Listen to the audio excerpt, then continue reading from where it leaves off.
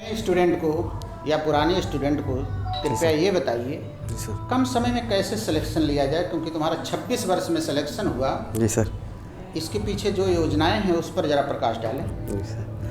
Sir सबसे पहले मैं अपना इस सफलता का श्रेय अपने मम्मी पापा को, अपने पूरे परिवार को और सर आपको देना चाहूँगा।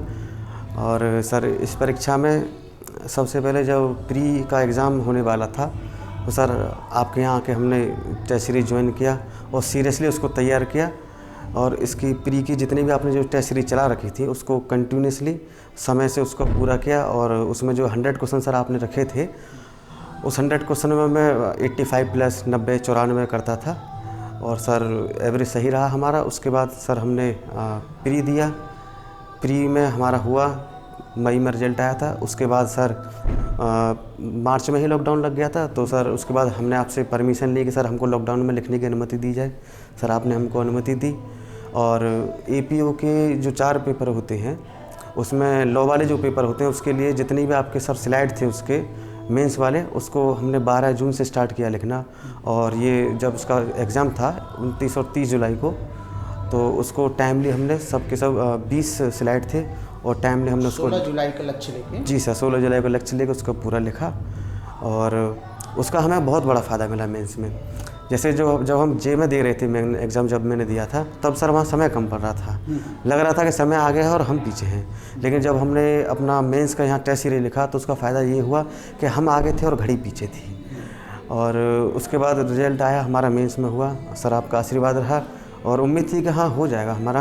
और उसके बाद सर आपके मार्गदर्शन में हमने मॉक इंटरव्यू किया और मॉक इंटरव्यू के बाद सर फाइनली रिजल्ट आपके सभी के सामने है और अंतिम चयन हो गया सर हमारा। एक बात जो स्टूडेंट के सबसे है जी सर। कि जो लेकर के भ्रम में रहता है अपने लक्ष्य के प्रति, जी सर। और कभी कभी स्टूडेंट को 35 साल 36 साल भी लग जाते हैं, लगातार प्री देते रहते हैं, इनका मेंस नहीं होता है और प्री पर इनकी अच्छी पकड़ हो जाती है। जी सर। तो प्री से मेन इनको जो नहीं होता है या प्री में जो आते हुए सवाल गलत कर जाते हैं, उसके बारे में कैसे सही किया? सर उसमें एक पेशेंस की ज़रूरत होती है। अपना लक्ष्य सबसे पहले निर्धारित करना है कि हमको एपीओ जे में जाना है तो केवल एपीओ और जे में ही जाना है। ऐसा नहीं है कि एपीओ में डाल दिया, जे में डाल दिया, उधर आरओ ईआरओ के आगे उसमें भी डाल दिया, पीसीएस के आगे उसमें भी डाल दिया। कल एपीओ का है, परसों ईआरओ देने जा रहा है, फिर पीसीएस देने है, उससे भटकाव की स्थिति होती है। अपने लक्ष्य के प्रति 24 आवर हमेशा लक्ष्य के प्रति ईमानदारी से समर्पित रहें। लक्ष्य को ओर ध्यान दें, बाकी इधर उधर कहीं नहीं देखना चाहिए। इलाहाबाद में ज़्यादातर ऐसा भटक ज़्यादा जाते हैं, वही लोग जो भटकते हैं वही ज़्यादा समय ले जाते हैं और उचित मार्गदर्शन नहीं मिलता है। तो और दूसरी बात ये है कि वहाँ प्रैक्टिस नहीं कर पाते। हम लर्न कितना करते हैं, हमको लगता है हम पढ़ रहे हैं, लेकिन जब उसको प्रैक्टिकल यूज में लाते हैं तब मालूम पड़ता है हम कहाँ भूल रहे हैं।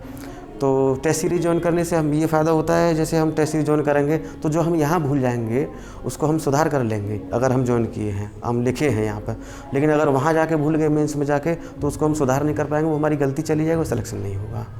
तो केवल अपने लक्ष्य के प्रति समर्पण, अनुशासित रहना, 24 आवर मेहनत करना, कड़ी मेहनत करना, रिवाइज करना बार बार, यही सर मुख्य उद्देश्य होना चाहिए और सिलेक्शन टाइम से हो जाता है।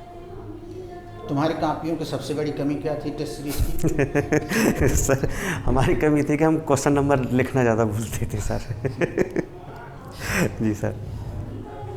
क्वेश्चन नंबर तो तुम्हें बहुत नुकसान कर जाता है। जी सर। जी सर। क्वेश्चन संख्या लिखना भूल जाते थे। जी सर। क्वेश्चन संख्या, इसके लिए बहुत ज़्यादा कमेंट इनको किया गया, क्वेश्चन संख्या लिखना मत भूलिए। जी उत्तर सर। सब लिखते थे, ऊपर क्वेश्चन संख्या ही नहीं रहती थी। जी सर।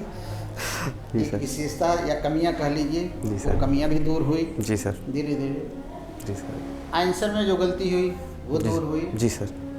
और टाइम मैनेजमेंट इनका बिल्कुल सही हुआ। जी सर। इस तरीके से इनके उज्जवल भविष्य की कामनाएं सभी स्टूडेंट की तरफ से, संस्थान की तरफ से हम करते हैं। Thank you sir. अपने परिवार के लिए एक अच्छा जुडिशियल अफसर आगे चल के बने जी सर। और सभी बच्चों का आशीर्वाद रहे। और सबसे बड़ी विशेषता 26 ईयर में जो सिलेक्शन इनका हुआ है, जी सर, इससे इनके पास बहुत अपार अवसर है आगे बढ़ने का, लाइफ में एचजीएस में जाने का, सिविल जज में जाने का, या कोई भी क्षेत्र चुन सकते हैं कहीं भी जाने का। अब इनके पास एक आधार हो गया है। जी सर। क्योंकि जब ये आए थे तो इनका कहना था कि हम अपने ब्रदर के ऊपर निर्भर हैं, ब्रदर का सब निर्भर पर ईश्वर ने सुन लिया। अब ब्रदर जो भी इनकी सेवा किए, खुद अपने ब्रदर और फादर और मदर की सेवा करें। इनके उज्जवल भविष्य की कामना डीएस जुडिशियल संस्थान करता है। जी सर, थैंक यू। और कुछ कहना हो? जी सर, मैं जो आगे आने वाले आकांक्षी हैं हमारे जितने आने वाले विद्यार्थियों दोस्त हैं, हम ये कहेंगे कि कभी हतोत्साहित नहीं होना है, हमेशा अपने लक्ष्य के प्रति अग्रसर रहना है, कड़ी मेहनत करनी है, लगे रहना है जब तक आपका लक्ष्य प्राप्त नहीं हो जाए।